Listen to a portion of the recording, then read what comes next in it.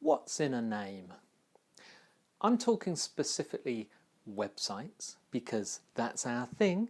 Remember we use modern marketing methods to increase our profits substantially for much less effort, and that's done based around a web presence. But it is important that you pick the right name for that website. For example, if your name is Fred Smith and Sons Bakery, you may be tempted to call your website Fred Smith and Sons Bakery. It's a bit of a mouthful, and what if it's taken? You have choices. I'm not going to tell you what to use because I haven't looked it up, but you might just say Fred Smith Bakery. When they come onto the website, your logo will say Fred Smith and Sons Bakery.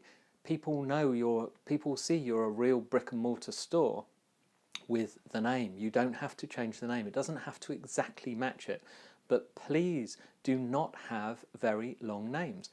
People don't like writing them. They don't fit in retweets. They sometimes don't even fit in advertising.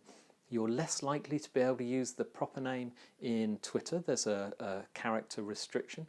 There's a character restriction in what you can use in AdWords and advertising. So consider these things if you've got a long name. Say your first name is Elizabeth and your second name is Clarkson, and you're a photographer. Elizabeth Clarkson Photography is not going to fit in a lot of advertising and things. So consider that.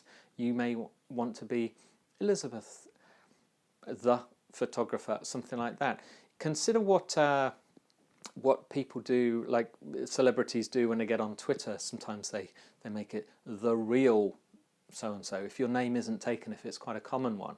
So consider the name. Next one is the end bit, the .com, the .co.uk, etc. That is important. Do not cut money on this.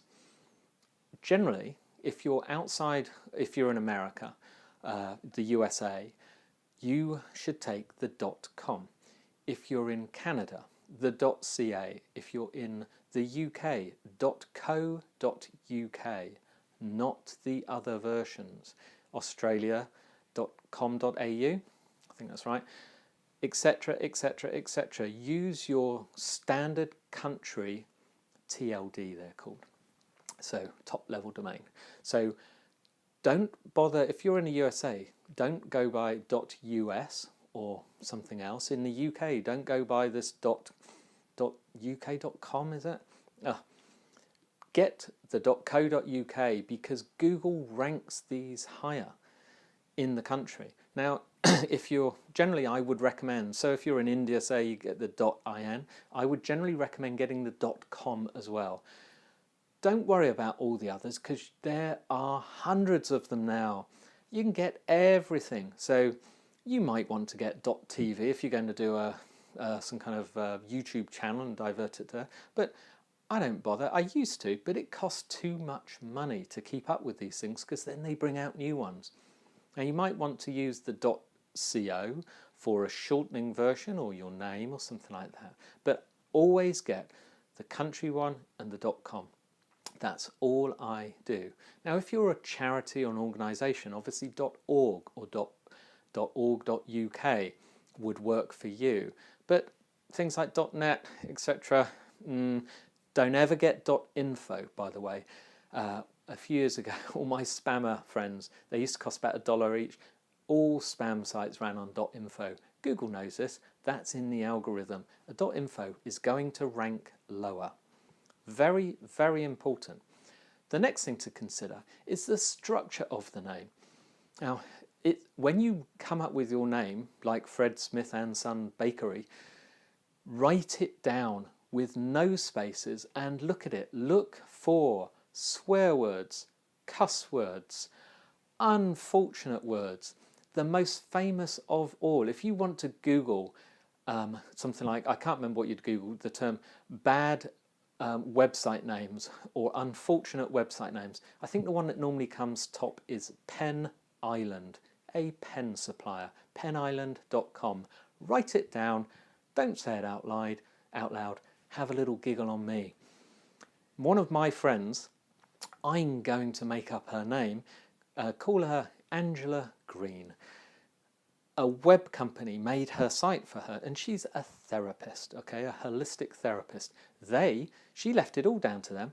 They got her the domain name, they registered the domain name, they built a website and a logo, and they called it Angela Green Therapist.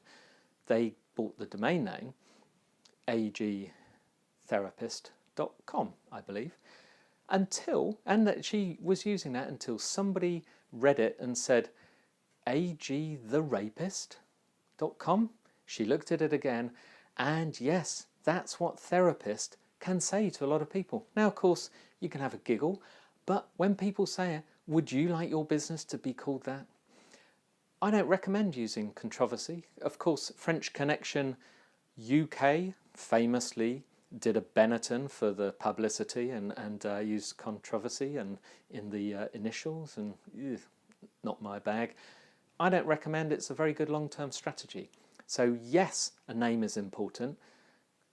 Get the right .com.co.uk, name it short, but make it still work, and check that your name reads properly without making other people giggle, or without being on one of those websites that features on Facebook or Google where you're in the top 10 list of the worst names ever.